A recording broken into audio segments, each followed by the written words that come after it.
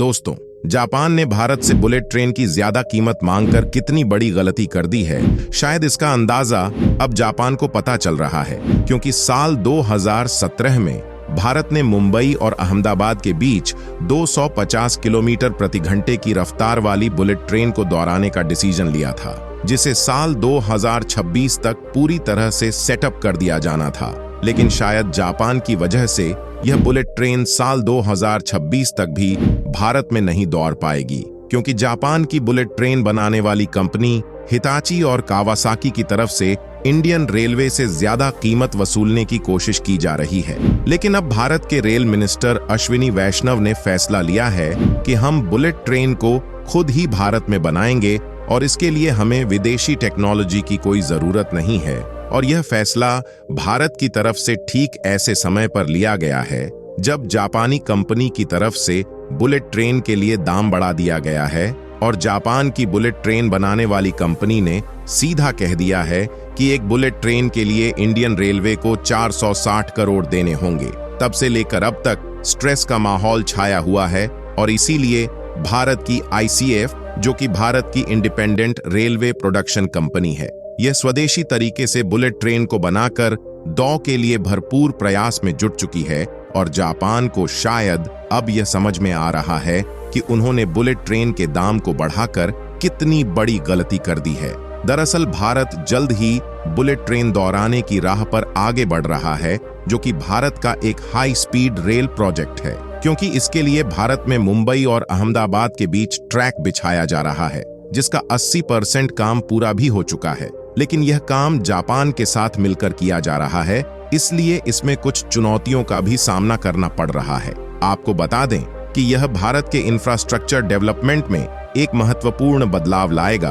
और देश को दुनिया के लीडिंग रेलवे देशों में शामिल होने में मदद करेगा। और यह एक हाई स्पीड रेल प्रोजेक्ट है, तो इससे जो यात्रा का समय है वह पहले से लगभग आधा हो जाएगा, क्योंकि मुंबई और अहमदाबाद के बीच बुलेट ट्रेन को चलाने के लिए जो ट्रैक तैयार किया जा रहा है, उस पर बुलेट ट्रेन की स्पीड 250 से 350 किलोमीटर प्रति घंटे की होने वाली है। हालांकि इसमें दिक्कत वाली बात यह है कि भारत में जो बुलेट ट्रेन का ट्रैक तैयार किया जा रहा है, इसमें इन्वेस्टमेंट तो भारत के द्वारा किया जा रहा है, लेकिन इसमें जो टेक्नोलॉजी इस्तेमाल हो रही है वह पूरी तरीके से जापान की है। क्योंकि देखा जाए तो जापान पिछले कई सालों से बुलेट ट्रेन के मामले में सबसे आगे रहा है और हमारे पास हाई स्पीड बुलेट ट्रेन को बनाने के लिए टेक्नोलॉजी मौजूद नहीं है। और इसलिए जापान अब बुलेट ट्रेन की कीमत को भारत के लिए बढ़ा चुका है और बुलेट ट्रेन बनाने वाली जापान की कंपनी हिताची और कावासाकी, दोनों कंपनियों का कहना है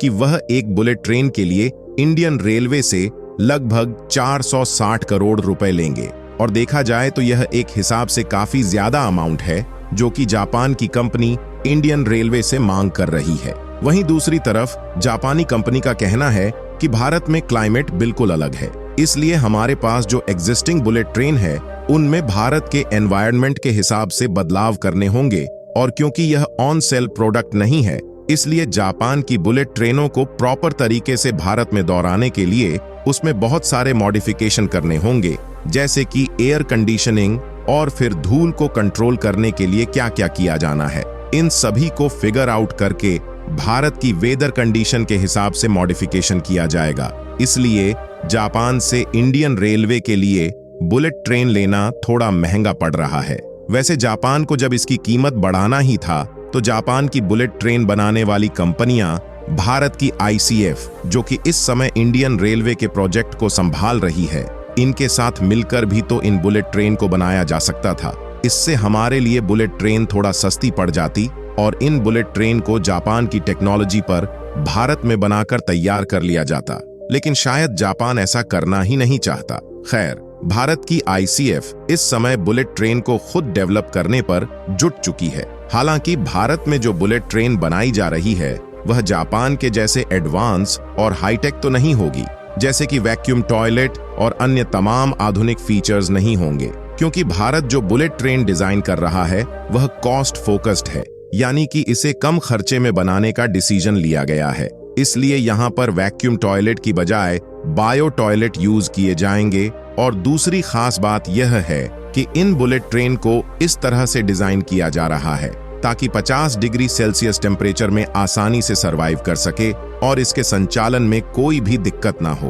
और आपको बता दें कि भारत के लिए बुलेट ट्रेन को डेवलप करना उतना भी ज्यादा मुश्किल भरा काम नहीं है, क्योंकि ऑलरेडी भारत में वंदे भारत एक्सप्रेस चल रही है, जो कि देखा जाए तो एक प्रकार से बुलेट ट्रेन की टेक्नोलॉजी पर ही ज्यादातर बेस्ड है। और कमाल की बात यह है कि यह भारत की पहली सेमी हाई स्पीड ट्रेन है और इसे मेक इन इंडिया पहल के तहत भारतीय रेलवे के इंजीनियरों और वैज्ञानिकों द्वारा विकसित किया गया है। और इसे मात्र 18 महीने के समय अंतराल में भारत की ICF यानी कि इंटीग्रल कोच फैक्ट्री ने खुद भारत में स्वदेशी तौर पर डिजाइन और डेवलप करके तैयार कर लिया। और इसमें ऐसी कोई भी टेक्नोलॉजी का इस्तेमाल नहीं किया गया है जिसके लिए हमें जापान या फिर किसी अन्य देश के सामने हाथ फैलाना पड़ा हो। लेकिन इसमें मैग्नेटिक फील्ड वाली टेक्नोलॉजी का उपयोग नहीं किया गया है, जिससे इसकी जो अधिकतम रफ्तार है वह 180 किलोमीटर प्रति घंटा है,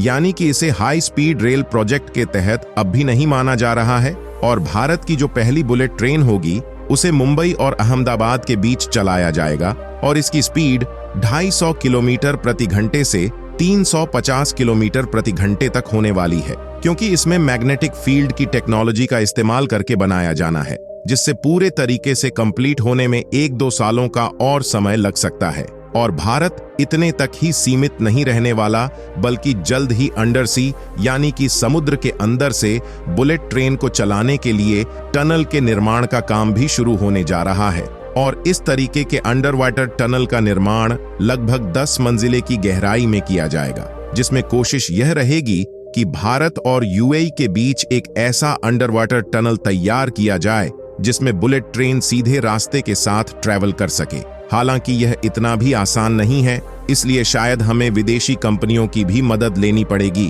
फिर चाहे भले ही इन्वेस्टमेंट ज्यादा ही क्यों ना हो, क्योंकि इस तरीके के प्रोजेक्ट में सिक्योरिटी का भी विशेष ध्यान रखा जाना सबसे ज्यादा जरूरी है। और भारत जिस तेजी के साथ बुलेट ट्रेन पर खुद काम कर रहा है, उससे हाल ही में जब G7 समिट में भारतीय प्रधानमंत्री गए थे तो जापान के द्वारा बुलेट ट्रेन की चर्चा की गई। और यदि हमें बुलेट ट्रेन को 1-2 सालों के अंदर दौड़ाना है तो जापान की मदद लेनी पड़ेगी, अन्यथा हम साल 2028 तक खुद के बलबूते बुलेट ट्रेन चला सकेंगे। वाकई आपको क्या लगता है कि हमें जापान से बुलेट ट्रेन खरीदनी चाहिए या फिर खुद बनाने पर फोकस करना चाहिए? अपनी राय कमेंट में जरूर बताएं और इस वीडियो को एक लाइक करके अपने दोस्तों तक शेयर जरूर करें ताकि उन्हें भी जानकारी मिल सके। इसी तरह और भी नॉलेज वीडियो देखने के लिए चैनल को सब्सक्राइब करके बेल आइकन पर क्लिक करें। धन्यवाद।